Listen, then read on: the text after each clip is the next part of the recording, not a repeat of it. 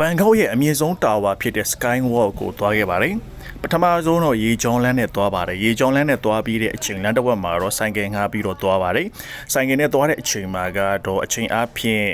9မိနစ်10မိနစ်လောက်ပဲကြာပါတယ်နောက်ဆုံးတော့ကိုသွားခြင်းတဲ့တာဝါကိုရောက်ရှိခဲ့ပါပြီဒါကတော့တခြားနေရာကနေလှမ်းမြင်ရတဲ့ view ပဲဖြစ်ပါတယ်အဲ့ဒီတာဝါအပေါ်ဆုံးထပ်ကိုသွားမှာပါပထမဆုံးလက်မှတ်ဝယ်ဖို့အတွက်တန်းစီပါတယ်လက်မှတ်ကတော့အနည်းဆုံးဘတ်1000ကနေ1600တိရှိပါတယ်ဒီကြားထဲမှာကိုလိုချင်တဲ့ package ကိုကြည့်ပြီးကြမှာဝယ်လို့ရပါတယ်ကျွန်တော်ကတော့1200နဲ့ package ကိုဝယ်လိုက်ပါတယ်ကို့မှာပါလိုက်တဲ့8တီကိုဒီ locker ထဲမှာထားခဲ့ရပါတယ်အပေါ်ကိုယူခွင့်မရှိပါဘူးခဏနေတဲ့အကြာမှာကတော့အပေါ်ကိုတက်ဖို့အတွက်ဆက်လီကားတွေကိုသွားပါတယ်တခြားလူတွေလည်းစောင့်ရပါသေးတယ်ဒီလောက်88ထန်မြင့်တဲ့အမြင့်ကြီးကိုပေပေါင်းထောင်ချီရှိပြီးတော့88ထန်မြင့်တဲ့အမြင့်ကိုကျွန်တော်တို့သွားတဲ့အခါမှာဆက်လီကားနဲ့သွားတဲ့အခါမှာချောချောမွေ့မွေ့နဲ့အေးအေးဆေးဆေးနဲ့တီတီငိမ့်ငိမ့်နဲ့ကောင်းကောင်းမွန်မွန်အများဆုံးရောက်ရှိပါတယ်ဒီလောက်မြင့်တဲ့အမြင့်ကြီးကိုမှစက္ကန့်ပိုင်းမိနစ်ပိုင်းစက္ကန့်ပိုင်းပဲကြာပါတယ်80စက္ကန့်80စက္ကန့်လောက်ပဲကြာပါတယ်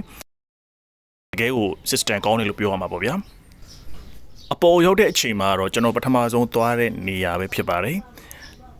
view ကတော့မိုက်ပါတယ်ဒီနေရာမှာလည်းတပ်ပုံ share ရိုက်ကြတယ်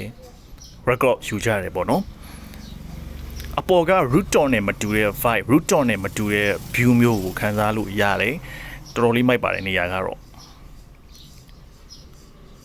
တပ်ပုံကတော့ share ရိုက်လို့ကောင်းတဲ့နေရာတစ်ခုဗျာတပ်ပုံ share ရိုက်လို့ကောင်းတယ်ပြီးရင်တခြားဘက်မှာ coffee ဆိုင်တွေရှိတဲ့အတွက်ကြောင့်မလို့ coffee တောက်ပြီးခါကြာမှာဘန်ကောက်တစ်မျိုးလုံးရဲ့မှာလှတဲ့ပုံစံဘန်ကောက်တစ်မျိုးလုံးရဲ့မှာမိုက်တဲ့ပုံစံတွေကို AC ထိုင်ပြီးတော့မှကြည့်လို့ရတယ်ကိုတငယ်ချင်းမိတ်ဆွေအချင်းချင်းကိုချစ်သူရေးစားအချင်းချင်းလဲ AC စကားပြောပြီးတော့မှ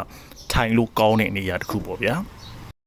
အကုန်လုံးကိုစိတ်ကြိုက်ကြည့်ပြီးတော့ AC နေပြီးတဲ့အချိန်မှာကတော့အပေါ်ဆုံးက rooftop ကိုတက်ပါတယ်အပေါ်ဆုံးက rooftop မှာလည်းပဲအမိုက်စား view တွေအမိုက်စားပုံရိပ်တွေရှိပါတယ်ဒါကတော့မှန်တရားဖြစ်ပါတယ်အဲ့ဒီမှန်တရားပေါ်မှာအိပ်ပြီးတော့တပ်ပုံရိုက်ကြတယ်ဒါကတော့တစ်မျိုးလုံးကိုမြင်ရတဲ့ view ဖြစ်ပါတယ်တော်တော်မိုက်ပါတယ်သွားရတာတော်တော်တန်ပါတယ်အပေါ်မှာလည်းပဲ coffee ဆိုင်တွေရှိပါတယ်ဘန်ကောက်ရောက်ရင်သွားလေတဲ့နေရာတစ်ခုလို့ပြောချင်ပါတယ်သူ့ရဲ့မှာ view သူ့ရဲ့မှာ vibe ကတော်တော်ကြီးကိုမိုက်တယ်ဗျာဒီအပေါ်မှာဆိုလည်းပဲ share မိုက်တဲ့နေရာတွေရှိတယ်ပေါ့ဗျာကျွန်တော်ကတော့တယောက်သေးလာတာဖြစ်တဲ့အတွက်ကြောင့်မလို့ကင်မရာထောင်ပြီးတော့တယောက်သေးဟိုရှောက်ရိုက်ဒီရှောက်ရိုက်ပါတယ်ဓာတ်ပုံရိုက်ပြီးမဲ့သူကတော့ရှိတယ်ပေါ့နော်ဗီဒီယိုရိုက်ပြီးမဲ့သူကတော့မရှိပါဘူးဒီမှာကများသောအားဖြင့်တော့ညနေ3နာရီ4နာရီလောက်မှလာတယ်ည8နာရီ9နာရီလောက်မှပြန်ကြတယ်ဘာဖြစ်လို့လဲဆိုတော့ညနေရက်မှ view လေးကြည့်ရတယ်နေဝင်ချိန် sunset လေးကြည့်ရတယ်ညရက်မှ view လေးကြည့်လို့ရတယ်ပေါ့ဗျာအချိန်3ချိန်လောက်ကိုတခါတည်းနဲ့ကြည့်လို့ရတယ်ဒါကြောင့်မလို့ညနေဘက်ကိုလာကြတာများတယ်ကျွန်တော်ကတော့3နာရီလောက်မှတက်ပြီးတော့ညနေ9နာရီခွဲ6နာရီလောက်မှပြန်ဆင်းခဲ့ပါတယ်သွားတာတော့တော်တော်လေးမိုက်တယ်ဗျာအပေါ်မှာလည်း AC နေလို့ရတယ် AC ထိုင်နေလို့ရတယ်အချိန်ကက်သက်ထားတာမရှိပါဘူး